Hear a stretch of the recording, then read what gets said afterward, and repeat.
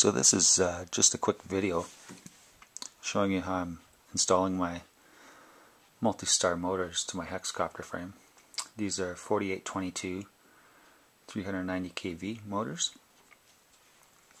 So what I did, I made this little plate out of aluminum. Just used a hole saw. Looks like this. And all you do is put it on a drill, cut your hole out. Or cut your plate out, sorry. And this is what I'm using as part of my motor mount for this frame. What I also had to do was to line up all these holes. I used a piece of plastic and I marked all the holes in the plastic. And I put the plastic onto this aluminum plate and then just marked them again on this plate and drilled them all out. So then that way I can get perfect holes for this motor. And the other thing I wanted to do as well was bolt this plate right to this frame. So I had to drill 2 extra holes, and I drilled them out about 5 millimeters in, centered the holes, put it on top, and then I took the drill and drilled through those holes into the actual plywood. So then those were already marked, and then I just continued to drill all the way through down into the frame, right through the arm there. So for this mount, what I also had to be aware of was I didn't want these screw heads popping out, like just sitting up on top of the plywood like that. I actually wanted this aluminum flush with this plywood. So I had to countersink some holes as well for these screw heads. And as you can see, put them in. Plate sits nice and flush. Plus the other benefit is it's not going to have any lateral forces left, right, forward, and back. The other thing I wanted to be aware of was where my wires were going. I didn't want them in front of the arm like this, because if you had a crash or if you landed right on the edge of the arm here, I didn't want these wires to be sheared off, have any damage. So in this frame, I'm going to put the motors to the side, you know, just connect them up along the arm with some zip ties and things like that.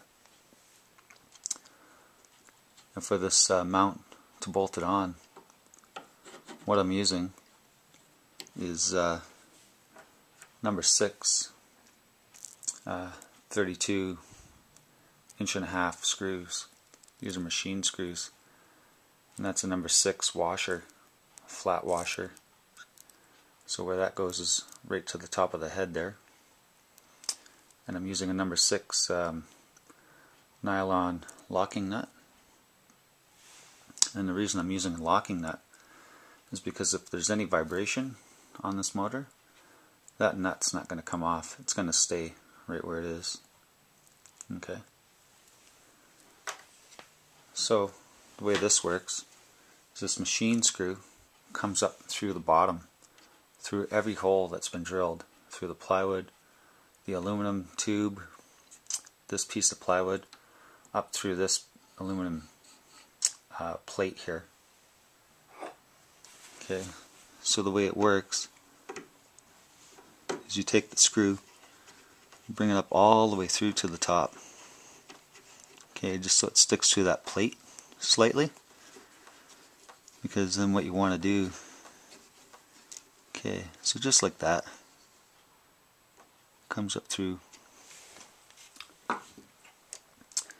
Sorry, what you're gonna need is a pair of needle nose pliers. Okay, just to hold on to that tiny little nut.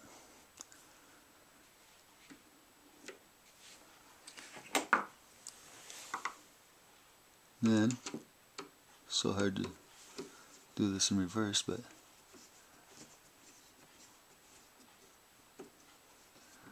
what you do, so this will be a little bit tedious for you to do. You just hold it in place like that. Okay. As you can see, it's on. It's not going to go anywhere. So you'll have your first screw here. You have your one on the back side as well, and this will be nice and rigid. You won't have to worry about anything coming off, getting loose. And the reason I'm using this plywood chunk here is because you know, for vibration purposes, we're going to see if this actually works. Okay. And also, if there's any twisting, like left and right twisting from the motor, this is actually going to hold it in place. So there's not going to be any, you know, weird or uneven movements. It should be nice and solid. Shouldn't go anywhere. So I hope this video helps you. It's just how I'm doing it for my particular frame. Everybody's different, so you know, to each his own, and whatever works works. But this is what I'm going to be doing, and I'll keep you up to date on the progress, and we'll see how this all goes. Okay, take care. Bye for now.